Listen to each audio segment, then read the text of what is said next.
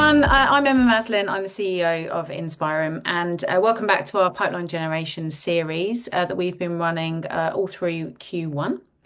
We are going to be talking today about cookbooks and also doing the weekly review of pipeline progress. And I'm delighted today to be joined by Simon Daniels, who is ex-Forrester and a revenue operations specialist. So, Simon, maybe just to kick off, if I could just get you to do a bit of an introduction, and then we'll be talking to you a little bit later in today's show. Sure thing. So, as you say, my background is in marketing and revenue operations. I've held a number of leadership roles in that capacity, and most recently, I was a revenue operations analyst at Forrester. And when I talk about revenue operations, what I mean is that I use it as an overarching term for the orchestration of all the good stuff across the revenue ecosystem: data, technology, process, planning, budgeting, measurement, enablement, all those kinds of things that need to take place. And in particular, thinking about that, as I say, across the entirety of sales and marketing, or the growth engine, the revenue ecosystem, rather than thinking of it as sales and marketing and maybe customer success, because that lack of integration is a real killer in terms of being efficient and effective. So that's kind of the perspective that I bring, if you like. That's great. And it's going to be really useful for the conversation that we're having today, because we're going to be talking about pipeline generation and all of the inputs that could go into your pipeline generation review. And that's often not just you as a salesperson. There are other people involved in that. So before we get started, then just a couple of quick reminders. If you do have any questions today, please feel free to put them in the Q&A or pop them into the chat. While we're going through the session today, Lucy will also be posting some information on our latest newsletter that we published this week, and the blog, accompanying blog that came out, and some additional resources that you might find useful. So I'm just going to switch over to the presentation then. We're going to talk for about 10 minutes about cookbooks and reporting, and then we'll get into a bit more around the review. So Simon, can you see my slides okay? Yes, indeed. Perfect. Okay, great.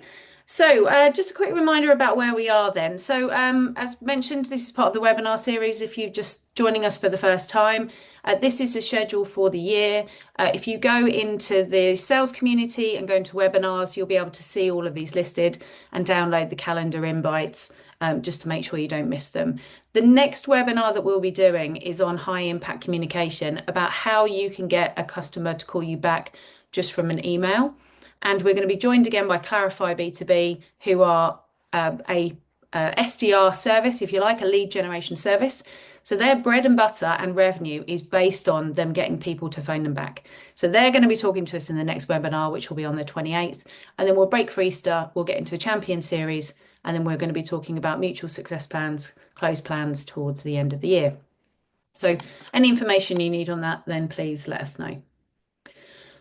So also just a reminder about where you can find the playback. So everybody that's on the call has got access to our membership.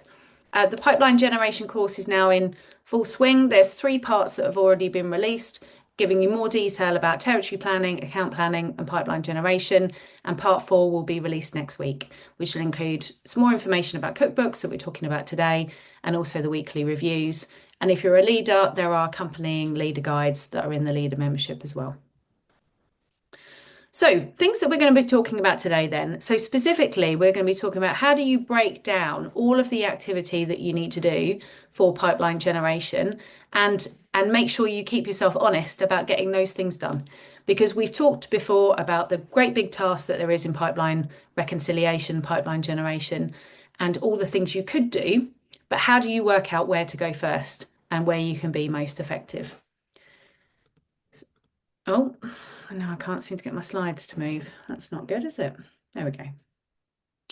So we've talked before about putting together a pipeline plan, and we talked about putting together your goals, territory plan, ICPs, very important, ideal customer profile. Then you build out your pipeline reconciliation plan, and then you then start to think about the activity itself.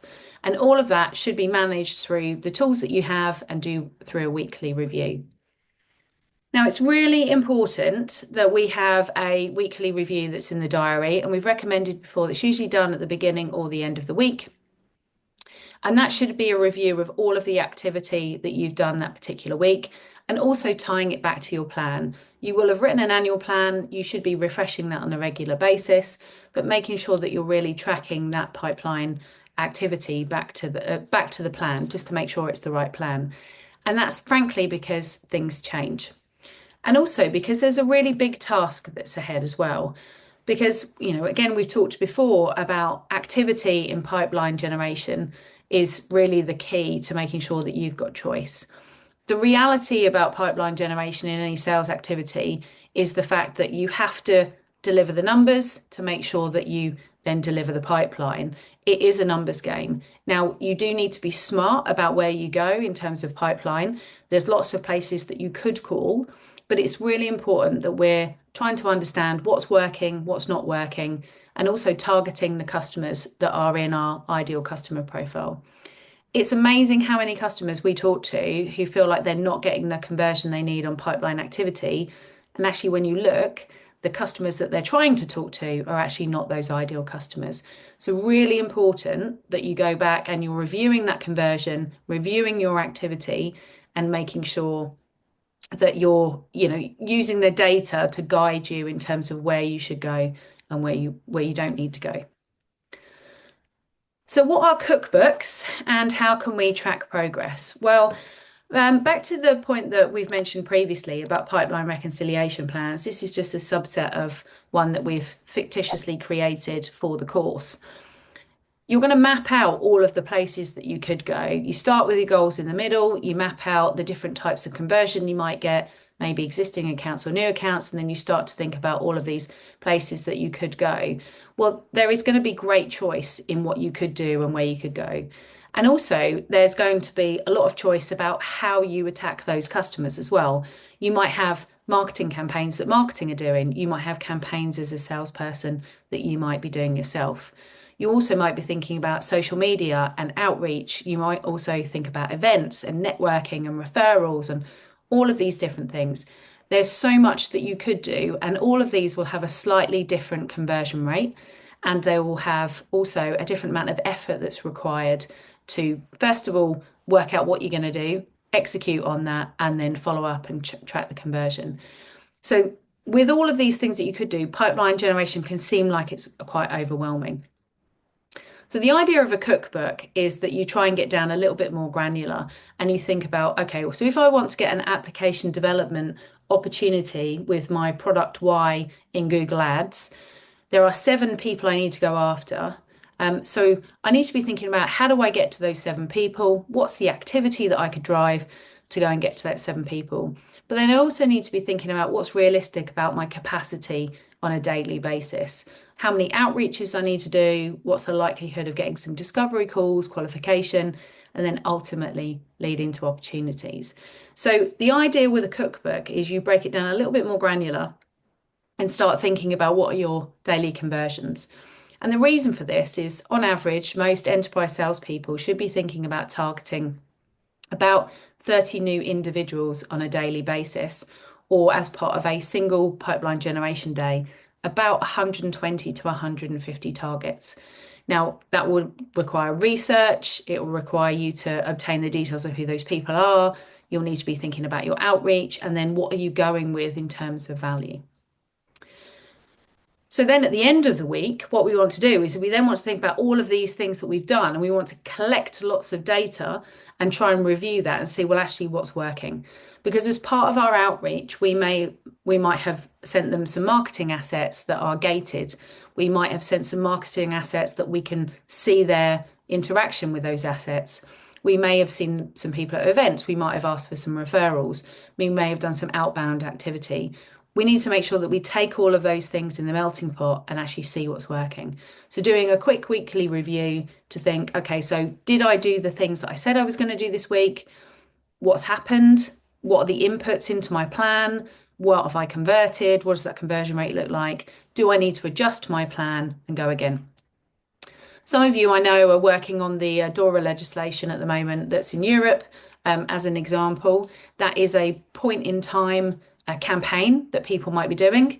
So whilst that might be effective now to do outreach, in 6 months' time, it might not be. So really important that we think about that context around doing that weekly review. Now, in the very beginning, we talked before that the art of the possible, the idea of the pipeline reconciliation plan, probably isn't in Salesforce or in your CRM because it's a pipe dream at that point. So it's usually in some sort of pipeline reconciliation plan. As you start to develop those leads, you'll put them into the CRM, or certainly when you're profiling personas, you should put them into the CRM.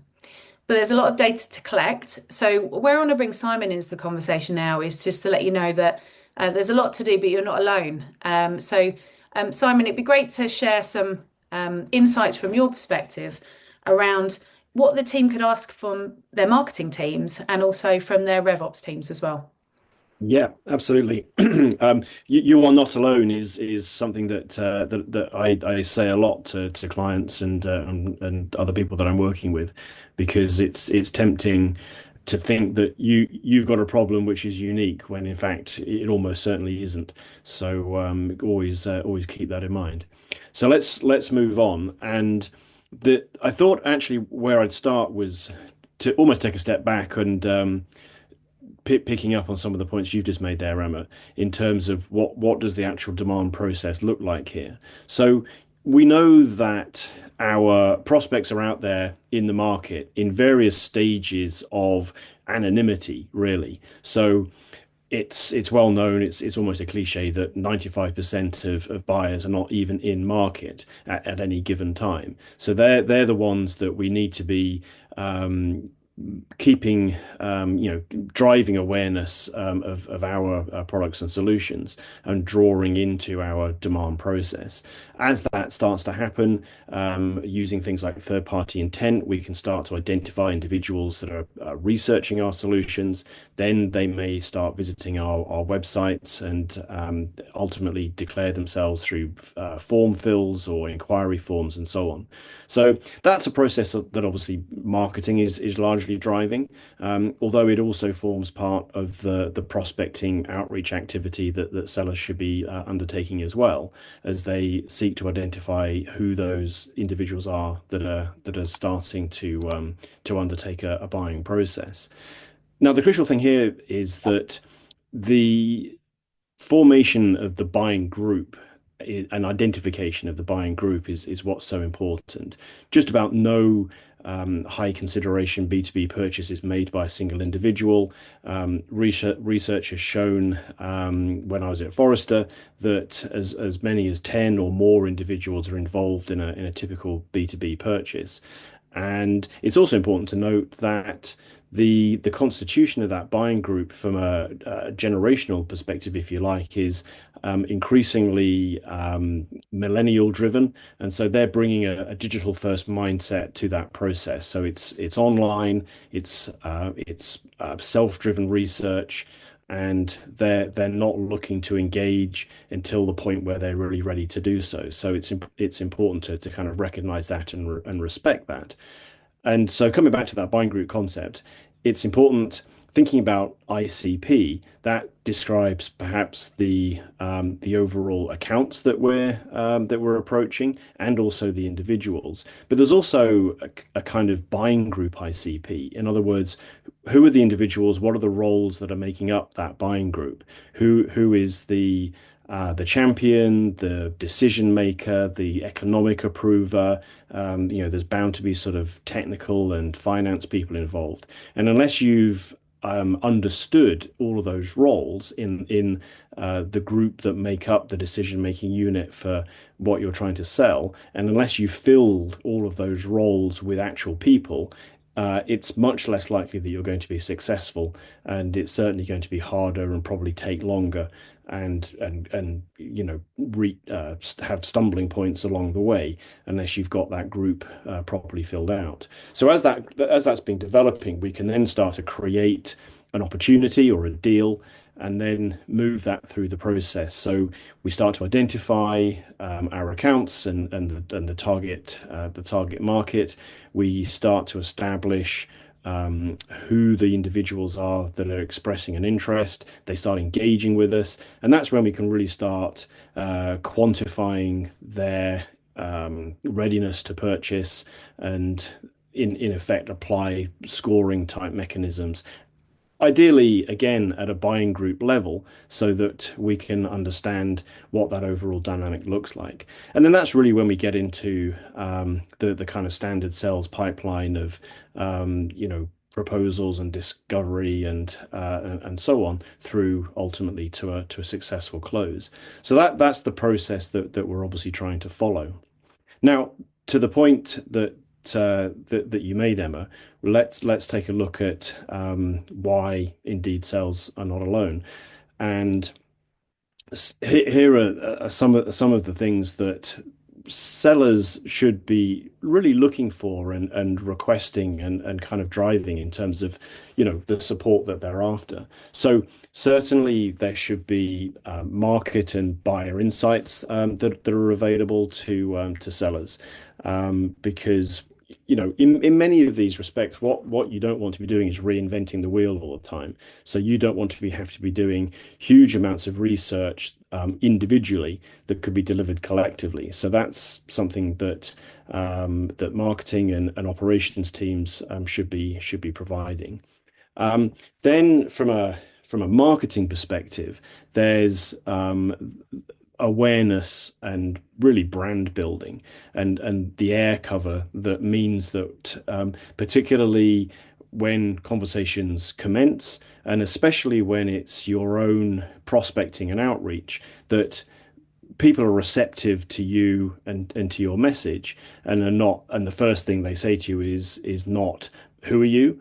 Because that obviously makes the conversation so much harder.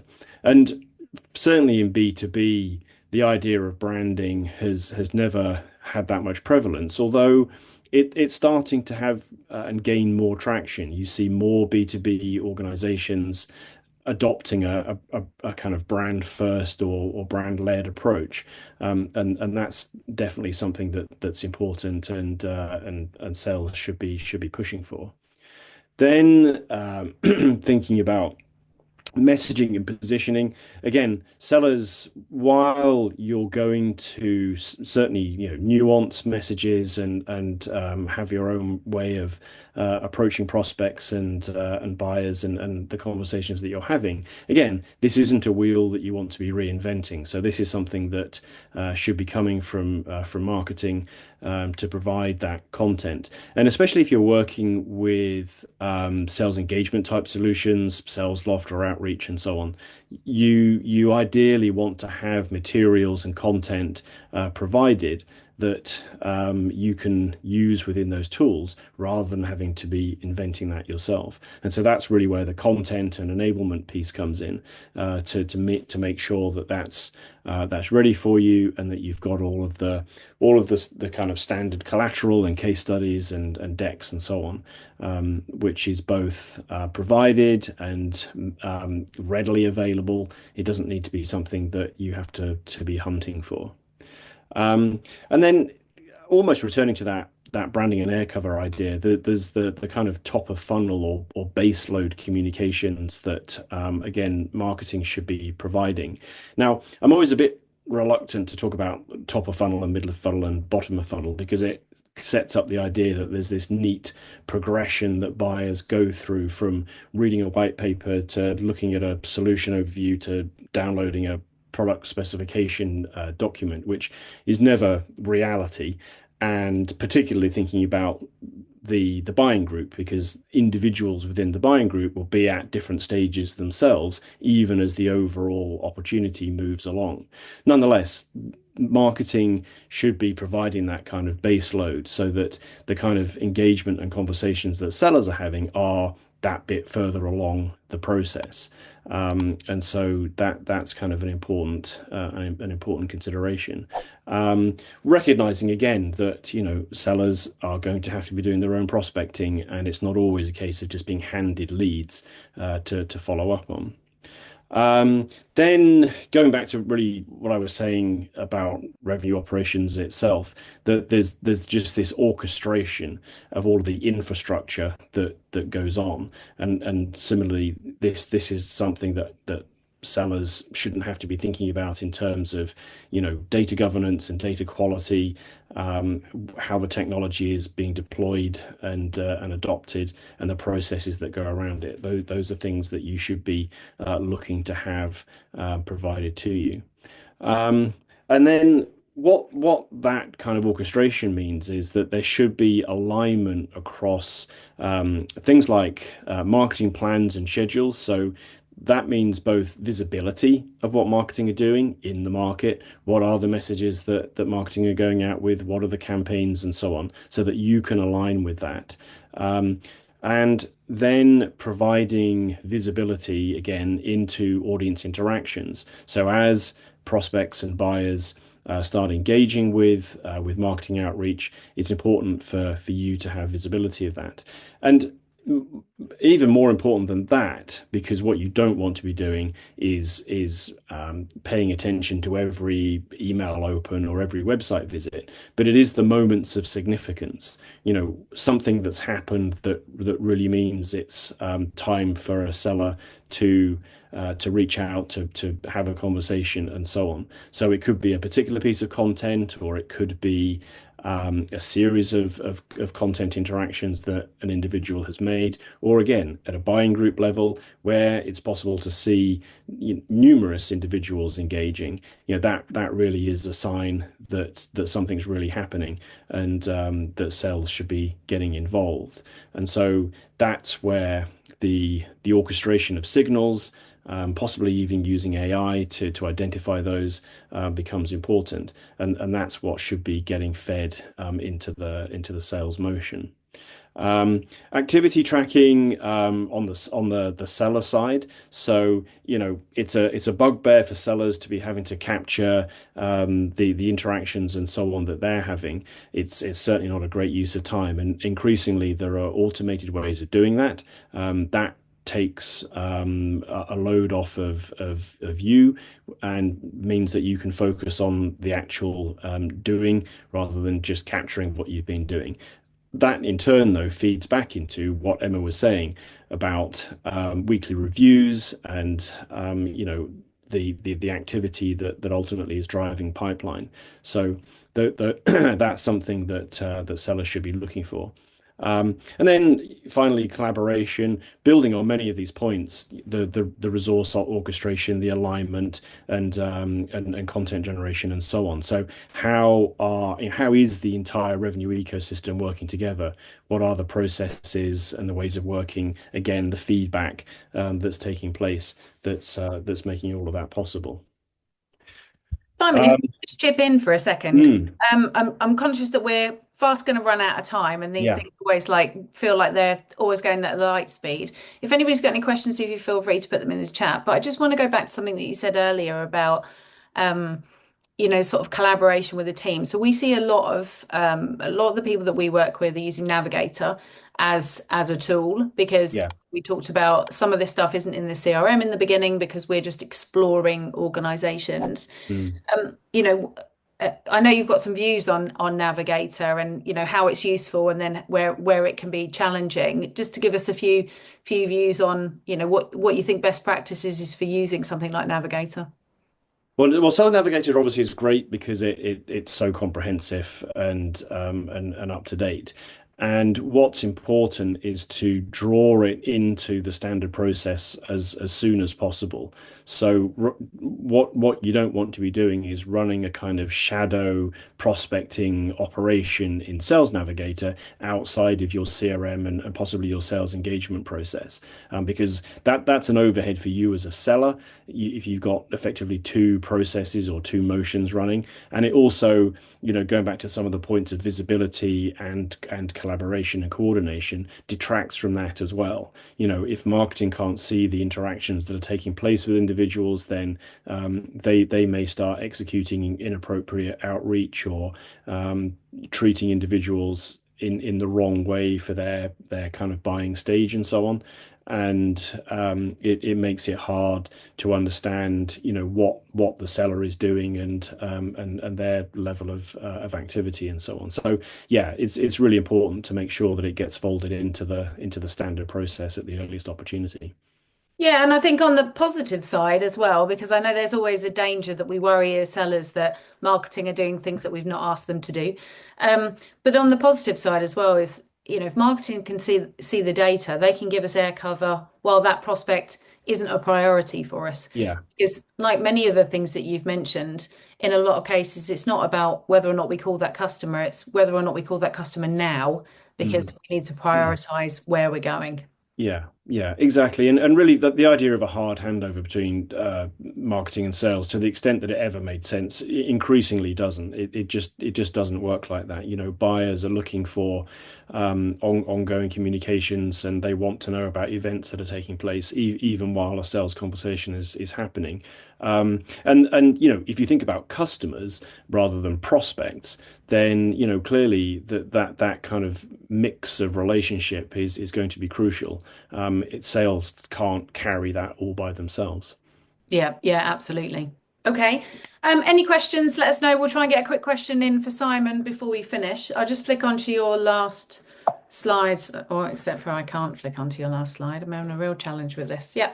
Yeah. Did you want to just cover a few points here, Simon? Yeah, let me rattle through this. I realized I was a bit wordy on the last one. So I mean, this is just thinking in terms of the essence of what we're talking about, tracking progress and so on. So in a sense, the headline almost is the methodology that you're using, Medic or Medpic or whatever it might be. That is the basis of tracking what you're doing and the progress that you're making. So we'll always keep that in mind. Clearly, you need to make sure that you have clear goals and metrics. You can't know whether you've got somewhere if you don't know where you're going. So think of it in those terms. Really focus on the deal and not the lead. If you're in a very MQL centric scenario, which quite likely you are, then that is, it is what it is. Nonetheless, you need to be thinking about the deal and the buying group and putting that together as fast as possible. That concept of the buying group ICP, what are the personas and roles? And again, do you have everything you need for a successful deal or to expedite the deal? Um, the feedback and coaching, and really encouraging and driving your management and leadership to be in a coaching role, not just a management role. And similarly, the systems and processes need to be in place, so that you can track what you're doing. You need to use those systems and processes, and make sure that if you're not happy with what's being provided, then it's a kind of say something type situation. Yeah, absolutely. I would just say, just on the data front and with the systems, it's just really important. We're all part of that puzzle, right? So, we hear a lot of people say, "Well, the data's not right, the system's not right, etc." Well, that's up for us to try and do something with that. The more people in the organization that try and fix the data, the better it's going to be. Mm. Amazing. We'll stay on for a few questions to see if anybody's got any, but just a quick summary of some of the things that we've talked about throughout this series. Make sure you're building your pipeline reconciliation plan.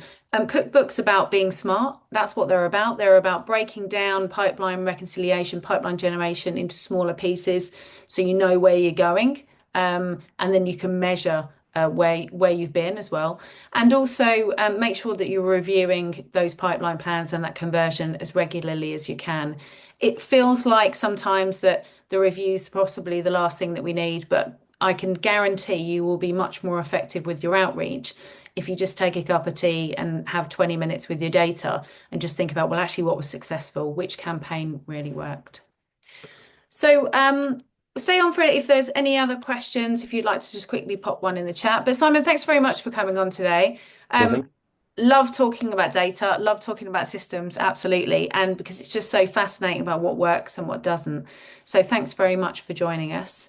Not Um, as if we don't have any questions, we've absolutely run to time. So thanks much. Thanks everybody for joining, and thanks to Simon for being on today. Next one's in 2 weeks, 28th of March. Clarify will be on. Don't miss that one if you're doing some outreach, and we'll see you soon. Thanks so much. Thank you.